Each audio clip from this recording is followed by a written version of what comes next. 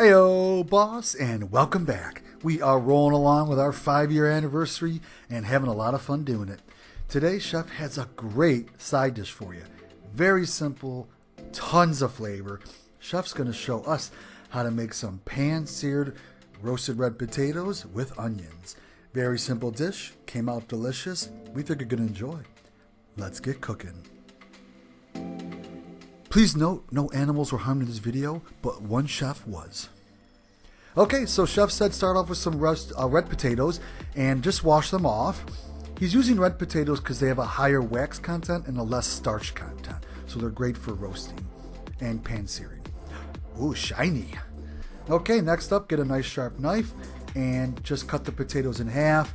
And then just, Chef said, make them into equal medium to small parts. You don't want them too big.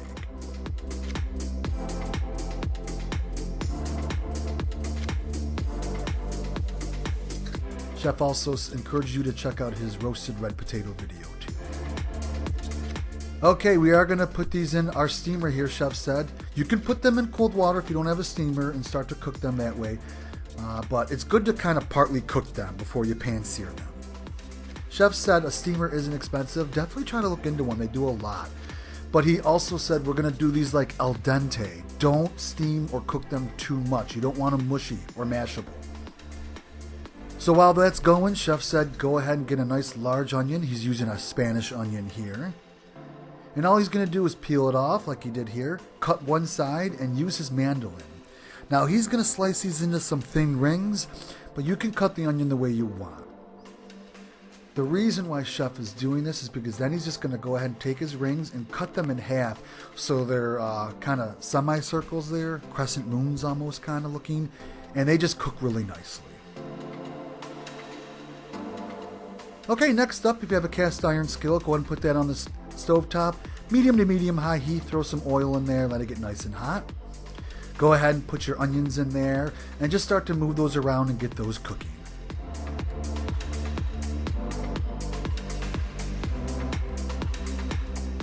After several minutes, just again keep stirring those around, check them, and then you can take them out once you start to see them getting nice and brown. You want the heat to be around medium high again still. Throw about 1 or 2 tabs of butter in your cast iron skillet, or regular skillet if you're using it. Let that melt in, and then go ahead and remove your potatoes when they're soft enough to put a fork in, but not too soft.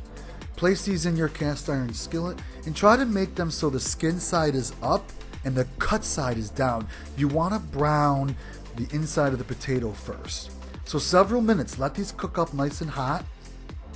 And then just flip them around using a fork. You don't want to overcrowd the pan as well, Chef said. So if you want to cook these in separate batches, you can do a couple batches. And if your pan gets a little dry, add a little more oil and then just, again, keep stirring these around. Chef took a quick picture to show you the nice brown edges. He also, again, wanted to explain, don't overcrowd your pan. Do them in batches if you have to. Once they have nice golden brown look like to this, we're going to go ahead and add the onions. Chef's going to stir in those onions, and again, just keep these cooking. Listen to that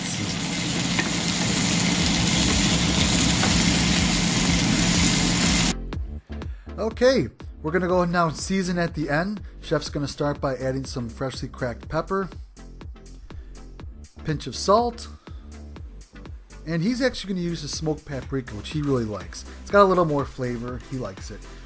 And then stir this around one more time. Chef said you can also use other seasonings like cayenne pepper to spice it up if it's up to you. And there you have it.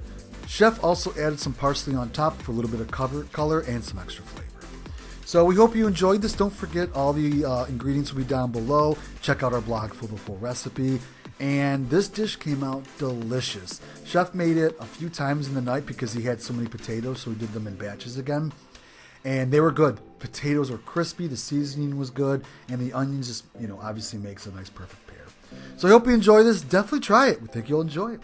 So don't forget, everyone, cooking should be fun. Have fun doing it.